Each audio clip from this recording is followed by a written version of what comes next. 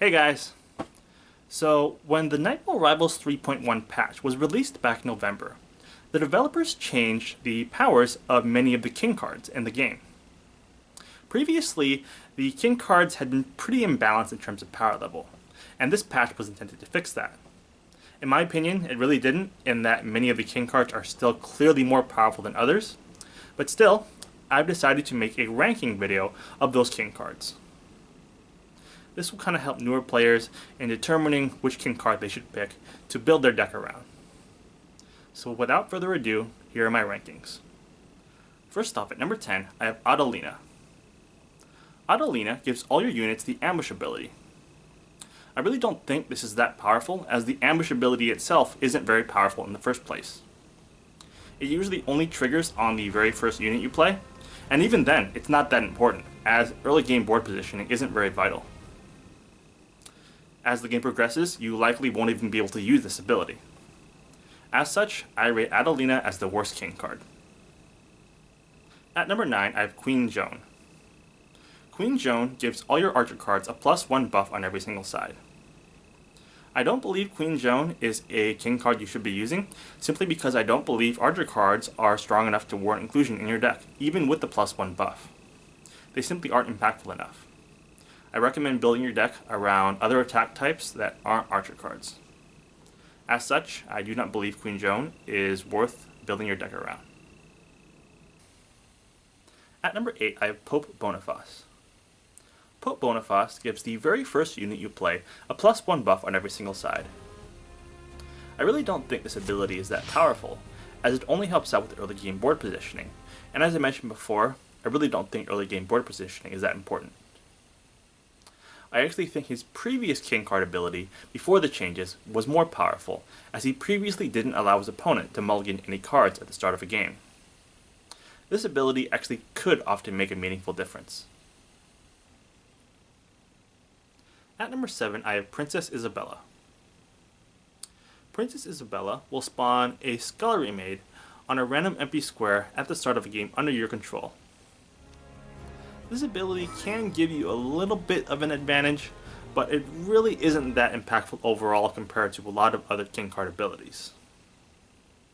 As a piece of advice, when you're playing against Princess Isabella, I recommend thinking about keeping an extra poison card around during your mulligan, as the board may fill up faster when you play against her.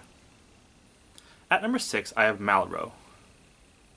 Malreaux is the first king card on this list that I feel has an ability that can at least sometimes make a difference. He gives all weapons in your deck a +1 buff on every single side. This +1 buff can sometimes be the difference between being able to capture an enemy unit and not being able to capture it. Still, Malreaux isn't as powerful as the king cards upcoming. At number 5, I have Rashid. Rashid gives you the ability to always go second. This is advantageous, as you want to be able to respond to what your opponent plays instead of being responded to. Statistically, the player who goes first is more likely to run out of cards first. Still, despite this advantage, Rashid isn't as powerful as the next 4 king cards. At number 4, I have Landry. When you play as Landry, any attacks you make that result in a tie have a 50% chance of actually capturing the enemy unit.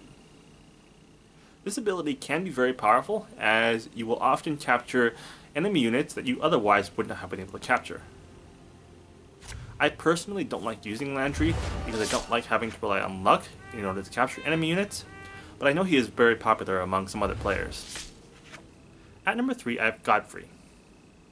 When you play as Godfrey, you actually start with an extra card in your deck, Godfrey's Sword. This weapon actually always starts in your opening hand as well. Although Godfrey's Sword does get less impactful as you upgrade your other cards and your opponents start getting better as well, the ability to have an extra card in your deck is very powerful, as many games are ultimately decided by who has more fuel in the late game. As such, Godfrey is a solid choice if you want to maintain a solid win rate. At number 2, I have King Phillip. King Phillip will cancel out the first poison card your opponent plays. One of the reasons I think King Phillip is so strong is, again, it comes down to card advantage. When you play as King Phillip, your opponent essentially starts with 1 less poison in their deck. as poison cards are very powerful and very impactful, this is a very strong ability to have.